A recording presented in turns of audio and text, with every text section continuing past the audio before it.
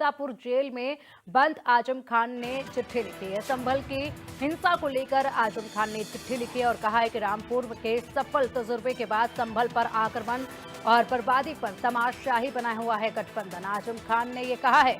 इसी के साथ लिखा इस चिट्ठी में इंडी गठबंधन अपनी नीति खुलकर स्पष्ट करे। तो देखिए, आजम खान ने जेल से ये चिट्ठी लिखी है और इस चिट्ठी में संभल की हिंसा को लेकर उन्होंने बात कही है और साथ ही साथ कहा है कि इंडी गठबंधन जो है वो तमाशबीन बना हुआ है। रामपुर के सफल तजुर्बे के बाद संभल पर यह आक्रमण हुआ है और बर्बादी पर तमाशाही बना हुआ है गठबंधन। आजम खान ने चिट्ठी में लिखा है और साथ ही कहा है कि इंडी गठबंधन अपनी नीति खुलकर सामने रखे और पूरी तरीके से इस तस्वीर को साफ करे। चलिए, अधिक अपडेट के लिए हमारे सहयोगी सुधांशु पुरी हमारे साथ है और मोहम्मद शबाब भी हमारे साथ है। सुधांशु, सबसे पहले आपका रुख करेंगे। जेल से आजम खान ने चिट्ठी लिखी है और जिस पर उन्होंने कहा है कि यहाँ पर अब स्पष्ट करना होगा इंडी गठबंधन को लेकर उन्होंने सवाल भी किए हैं इसमें और तंज भी कसा है।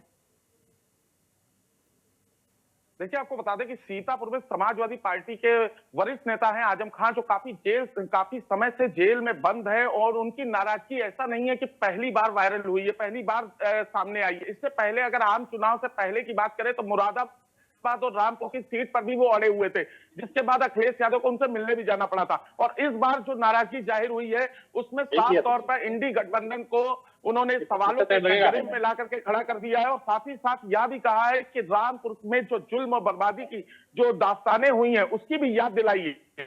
साथ ही साथ मुस्लिम वोट बैंक की भी दुहाई दे रहे हैं आजम खान। तो कुल मिलाकर के कहा जा सकता है कि समाजवादी पार्टी के जो राष्ट्रीय अध्यक्ष हैं अखिलेश यादव, उनकी मुश्किलें भी बढ़ाई हैं और जैसा कि पहले भी देखने में आया है, जिसके बाद अखिलेश यादव को मिलने भी जाना पड़ा था। तो कुल मिलाकर के इस जो चिट्ठी में मुस्लिम वोट बैंक की दुहाई दी जा रही है और साथ ही साथ नाराजगी भी जाहिर की जा रही है और लास्ट में तल्ख टिप्पणी भी की जा रही है। तो कुल मिलाकर के कहा जा सकता है कि आजम खान की इस चिट्ठी के बाद लगातार यूपी उत्तर प्रदेश की राजनीति में भूचाल आ सकता है, हलचल पैदा हो गई है।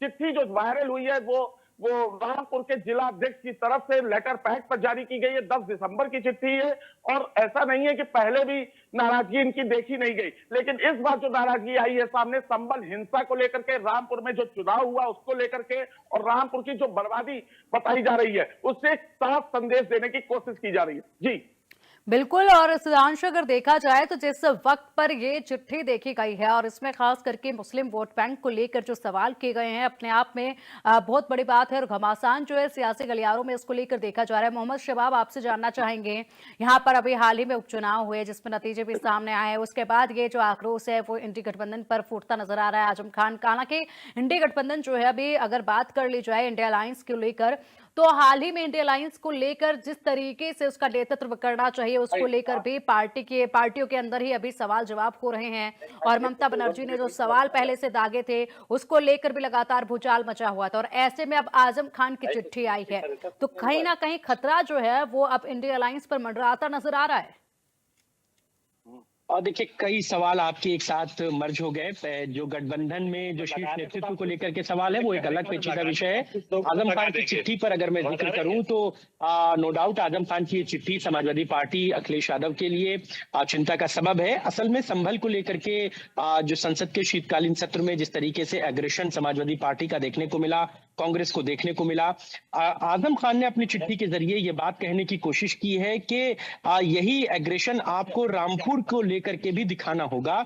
रामपुर में जो मुसलमानों के साथ ज्यादती हुई, इनडायरेक्टली उन्होंने अपनी जिक्र किया, क्योंकि जिस तरीके से हम लोगों ने वहां पर जौहर विश्वविद्यालय का मामला देखा, जिन मामलों में उन्हें जेल हुई और उनके बेटे जेल में हैं, वो खुद जेल में हैं, उनकी बीवी जेल से भी निकल कर आई हैं, तो ऐसे में मुसलमानों पर जो अत्याचार हुए, जो ज्यादती हुई, उनका भी जिक्र संसद में उठाया जाए और एनडी गठबंधन जो नेता हैं उन बातों का जिक्र करें। अगर बात कर ली जाए तो ऐसी कोई ज्यादती जो है किसी पर नजर नहीं आती है, क्योंकि अगर बात कर ली जाए मोहम्मद तो देखिए जिस तरीके से यहाँ पर तोड़फोड़ की गई, आगजनी की गई, वो भी अभी जांच उस मामले में चल रही है।